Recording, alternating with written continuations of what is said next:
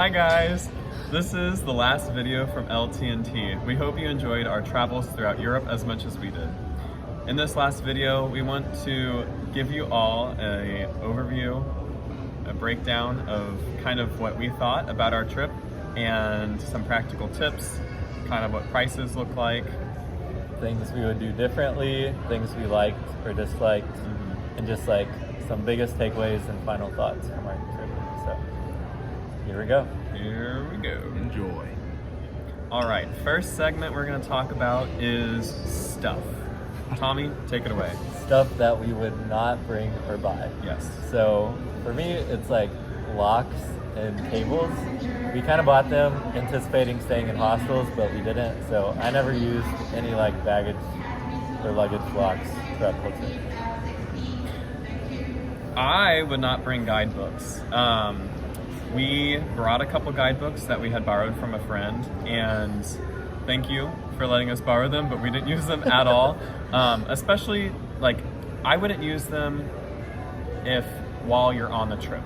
If you are like really into history and really into looking into things, do it beforehand. Don't do it while on the trip. We just knew that we had not enough time to do that while also seeing everything we saw. So They were heavy and took up space. Yes. Yeah, that too. All right, so clothes. It's a big topic when going over to Europe. What I would say is just bring your normal clothes. Don't worry about what to wear. Like, we were worrying about getting plain clothes so we don't stand out, but everybody has their own style, and it doesn't really matter what you're wearing.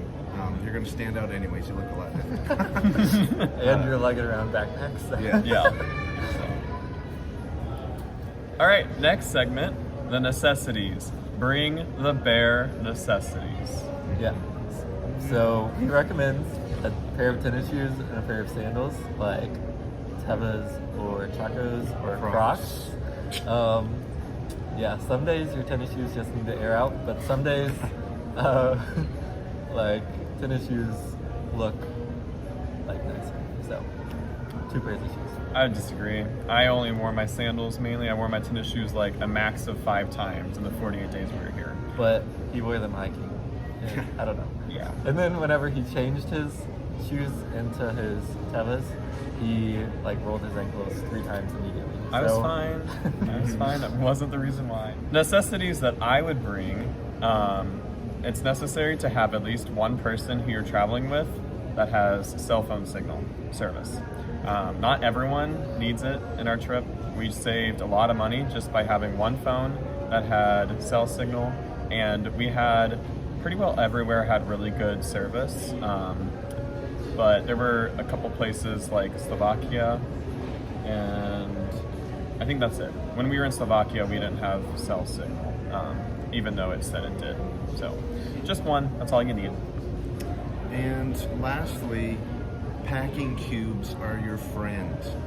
Bring things you can put your clothes in that can be compact in small spaces, because you do not want to overfill your backpack, because it's awful to repack and pack it and carry on big old bunches of clothes. So try and get things that will either condense your clothes or keep it in one space. Yeah. So then you don't have to like look at all your clothes every time. It's just like, oh, this packing cube. And at first I was gonna like compartmentalize by type of clothes, but I think like outfits work better. So then again, I didn't have to open like 4 different bags to get my outfit for the day. And also, AT&T, good service for traveling internationally. It was $10 a day for unlimited. So we just did that, and then we didn't have to worry about using it too much. And it was free in Canada. All right, next segment, we're gonna talk about cost. Take it away, Tommy. So I made this fancy spreadsheet with Google Sheets, and if you need it, hit me up. But I had it break down between each city, between type, like food, transportation, housing, souvenirs, whatever. And I had it to where like we bought stuff together, so I would just like have it break down equally if we all got the same thing, or like by like actually how much I spent, he spent, and so on. And then it would just like combine how much we owed each other. So then we just like Venmo'd each other like 4 or 5 times throughout the whole trip, so we didn't have to like constantly worry. But get a credit card that doesn't charge international fees. Yeah, Luke. Yeah, so then you don't have to worry about that. And Luke's trip was sponsored by these two because yeah, international fees. But some credit cards like do charge a little different like exchange, or have like different exchange rates, because he just used it for like the same thing. His 2 cards, and one was like $7.52 and one was $7.50. So could play a small role. But overall, so what we ended up spending was like $110 to $115 per day for the whole trip. And that is averaging our flights and everything. So absolutely everything. But like actually in the cities, just like food, housing, and public transportation within the city, which we tried not to use very much. We tried to walk a lot, but public transportation is pretty cheap most places. And if you're gonna use it, you should probably use it like all day, like all or nothing. yeah. But it was like $40 to $90 per day in each city, like for those 3 things. Yeah, things like ranged a lot. Like if we ate in for like 2 or 3 meals during the day, it was like $10. But if we ate out, it'd be like 30 plus. So Airbnbs were the way to go for us. Again, big range from like $20 per night to $60. Budapest was our cheapest city. And yeah, the average in Budapest for everything was like $45 per day. And our most expensive was actually Padua, and that was like $105 per day. And that's like without flights. So save up. No, but actually, like, you can make it as most expensive as you want, or the cheapest that you want. We chose the cheap route. Sometimes we splurged, which you got to do here and there, but we tried to be as budget friendly as possible throughout this trip. Bottom line, bring an accountant on your trip. All right, next segment, we're going to go over our favorite cities and our least favorite cities of this trip. Overall, our favorite place was Slovakia and the camp. Mm-hmm. I think the biggest factor in that was just like relationships. Like most of the places we went, it was just us 3. Lonely. Yeah. But like the camp and the experience in Slovakia made that our favorite stop. But personally, my favorites are like Amiens, France, and Wrocław, Poland. They're just like a little bit smaller cities, and they're both places we kind of just like chilled. We didn't do too much, but like parks, walking around. They both have like nice rivers. And then my least favorite would be Budapest, even though it was the cheapest, which makes it a favorite.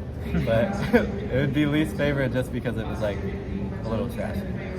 But a lot of the big cities were Dirty. quite dirty. Yeah. My least favorite, I don't know, it's kind of hard to pick a least favorite among all the places that we saw, but probably Padua. I really enjoyed Padua, seeing like all the religious sites and stuff, but other than that, the city itself was just meh. Yeah. And your favorite? Oh, my favorite. My favorite would have to be Rome and Vatican City. Just seeing all of the rich history and everything that is involved with the Catholic Church there. That was definitely my favorite to see all that. My least favorite was probably Florence. it's a big city. I'm not a huge fan of big cities, and it was dirty, and I think it's a little overrated. I think a lot of people want to go to Florence, but I mean, it was pretty, but just not what I thought it was going to be, honestly. And then my favorite was in Austria. It was Zell am See. It was just a little small town right by a big old lake and mountains surrounding the whole thing. It was just so cool. The little town had like everything you needed and more, and it was just peaceful and amazing place to be. All right, this next segment we're going to talk about recommendations. So, my first recommendation is do not pay to enter the churches. So many places, and especially in the big cities, it's like you have to pay to enter church. And I'm like, I'm not paying to enter the house of God. So, what we did, we just went to Mass. Every day, like every single church has a Mass time. Just go to that, or multiple Mass times. Go attend Mass. Pray there. You can walk around then. So that's what I'd recommend. Another recommendation, we used the Eurail pass to travel around.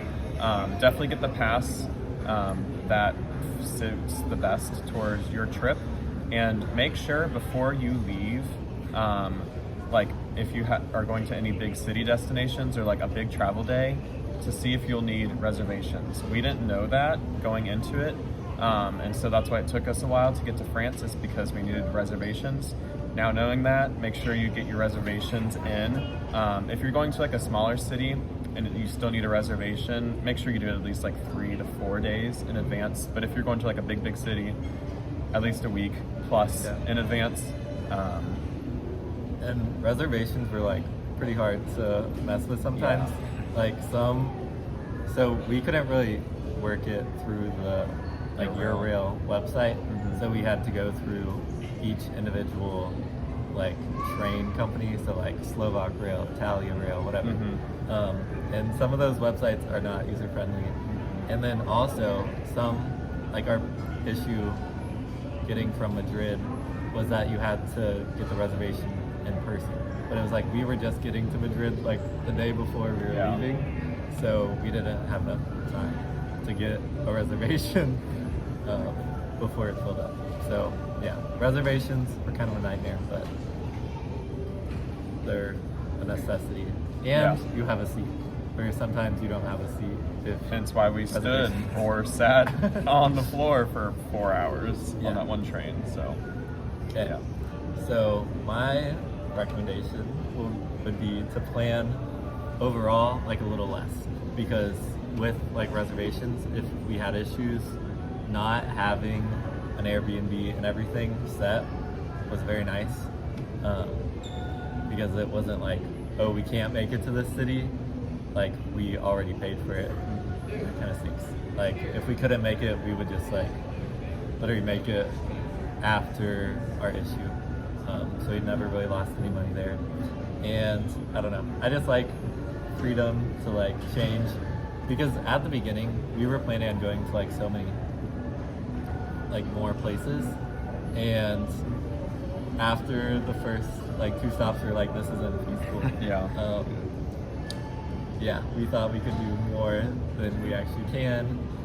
It takes longer to get from city to city, and we want to spend more time at each place, because packing and unpacking and just traveling all the time is not very enjoyable.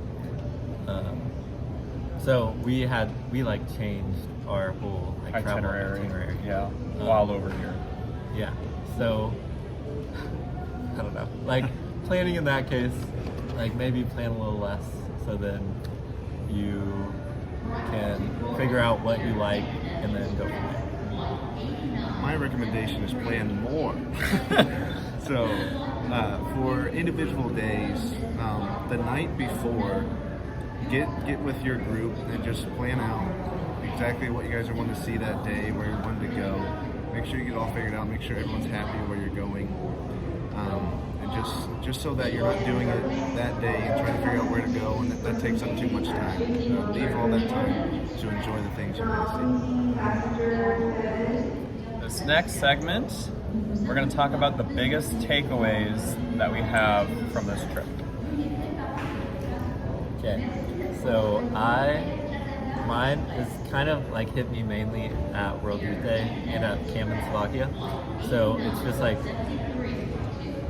someone on the World Youth Day trip said that isn't it amazing how God can make so many different unique faces. So just like this whole trip, seeing so many people, so many unique faces, like it was just, I guess, a testament of like God's creativity and yeah, just goodness with so many different people, but also just like seeing how similar people are like all over the world. Like, I don't know. Like in Austria, we felt right at home. I'd say multiple times throughout the trip. Like, I felt at home. So. My biggest takeaway is to not have expectations going into the trip. So I kind of had some preconceived notions, I guess, of Europe, because I mean, like, you see it on like movies and photos and everything, like, but you have yet, like, I had yet to experience it in person, and the experience in person is completely different, in good ways and not so good ways, I guess. But yeah, don't have expectations. Also just embrace the constant change, like, especially with travel and planning. Like, you just have to be accepting and willing to change, because your will may not be the will that will play out. So just embrace it. Don't stress. Don't have a headache over it. Just go with the flow. Yeah, just be flexible. My biggest takeaway is enjoy the little things. I think people get caught up in just the big things that they want to see, and they don't take the time to just look around and see the things that they're missing. Like today, we saw a little black squirrel, and that just we loved seeing that. And it's just a little thing that some other people just pass by because they're trying to get to that next big thing. Yeah. So look for the little things too. They're just as, if not more important than the big things that you're going to see. And for our final segment, we're going to talk about our final thoughts. Take it away, Tommy. So I think, like, for traveling, having like a wide variety of stuff you're doing was really good. So going to like big cities, little towns, just like having variety, because sometimes like cities just like seem the same. Like another city, more tall buildings, more beautiful cathedrals, even, like, they just became, I'd say, like less meaningful, like once we saw like so many, like day after day after day. And also just like have a variety of like activities and events you do. So the camp in Slovakia was really good because, again, we were kind of getting tired of just like going from city to city. Going to World Youth Day with like people from home, that was really nice. So just, yeah, have a mix of going to cities, just walking around, doing like a full week at a camp, whatever. So traveling in groups, it is hard, but it also is very rewarding. Just be ready for good times and bad times. And of course, it's going to be fun. You're with your friends, you're with the people you know, and you're seeing these places that are just incredible and experiencing things that you may never experience again. So take all those moments and love them, but just be ready to get on each other's nerves and to make each other angry and just to feel vulnerable, because it's going to happen and you're going to get tested and you just got to work through it. Just make sure to have good communication with your people and just be ready for those bad times. And we're about to board our next flight home, so I will share in a bit. Hey guys, here I am finishing my bit in the comfort of my home in Missouri, so we're thankful to be home and to have safely made it. So, my biggest takeaway is do not have any expectations going into this trip.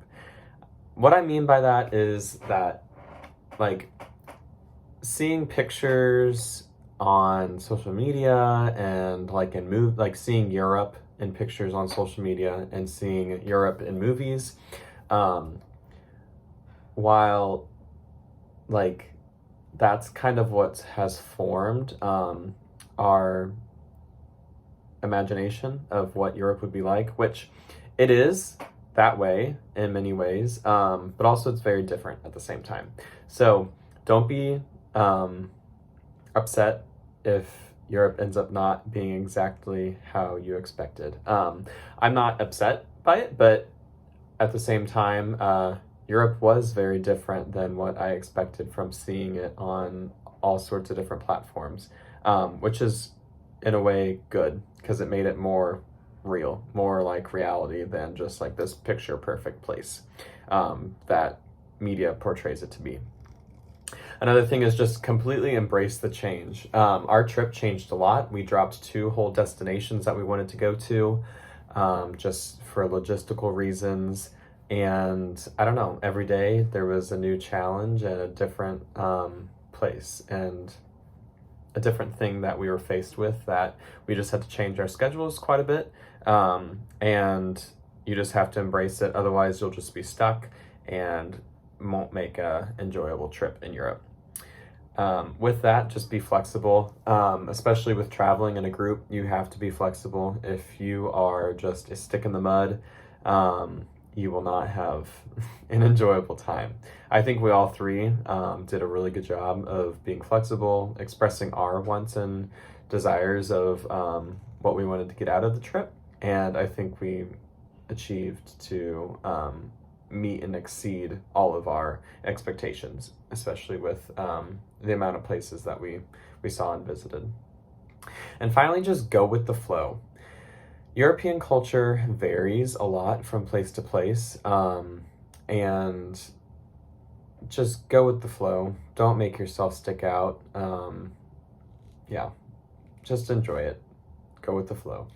And our very, very, very, very, very last segment, our final thoughts. So our first final thought that I will cover is the idea of traveling in a group. So traveling in a group is very hard, yet also very rewarding. I'm so very thankful to have been able to travel with my 2 best friends, Luke and Tommy, for 48 days. There were some times that we got on each other's nerves, especially during the beginning, but we quickly worked those out, which made the rest of the trip go so much easier. And I can't imagine traveling around Europe by myself. While I think after having this trip under my belt, I could do it, I think just traveling in a group is always better for reasons of safety. Also just, I don't know, for having fun. I think I would just probably not have had as much fun if I was by myself. So yeah, travel in a group. I think 3 is perfect because if 2 people are mad at each other, you always have a mediator, a voice of reason. I can see where 4 or 5 would work, but I think as you slowly start to add more and more people, the harder the traveling would be. Our next segment, or our next piece, is to have a mix of destinations, places that you visit. So in the beginning of our trip, we had just mainly a lot of cities that we visited, which kind of got boring and made each one less special, I think. Especially like with the churches we visited. We saw many beautiful cathedrals, but as we kept seeing cathedral after cathedral, every single following cathedral just kind of got a little less special. So I think having a good mix, have variety between cities, small towns, planned events like how we spent that week in Slovakia at that Byzantine camp. I think having that good mix will make a great trip, and also have plenty of free time. We tried to mainly take Sundays pretty well off. We'd go to mass, we'd maybe find a place for brunch, and then just find a park to chill, relax. Yeah, have plenty of free time. If you're going on a trip for 48 days like we did, you have plenty of time. Take your time, enjoy it. Take plenty of free time. And the very last bit I want to share is with whomever you're traveling with, to share your low, high, and God moments of each day. I am thankful that us 3 did that for the majority of our trip. There was a few nights that we couldn't do it, especially during World Youth Day, as we weren't sleeping in the same rooms. And also, we occasionally forgot here and there, but sharing your low moments of each day with each other really opens your hearts up to each other to make the most of the trip, and to just speak about how everyone's day went. Our high moments, a lot of times we ended up sharing high moments. Sometimes it was just little things, or like some great place we saw, or some great experience we encountered. And then our God moments, our God moments is where we encountered God that day, whether it be through prayer, through someone else, like a stranger, or one of our friends who we were on the trip with. Sharing God moments is definitely a highlight of each evening, because we'd sit down at dinner, we'd eat, and then usually we'd share a low, high, and Gods during our meal. And sharing our God moments was great, because being able to see where God had touched our hearts throughout each day, especially touching the hearts of Luke and Tommy, and where he truly just freely poured all of his graces upon to us as we were traveling throughout Europe. So. Thanks guys for watching our last LT&T video. Don't forget to like, comment, and subscribe. LT&T Signing out.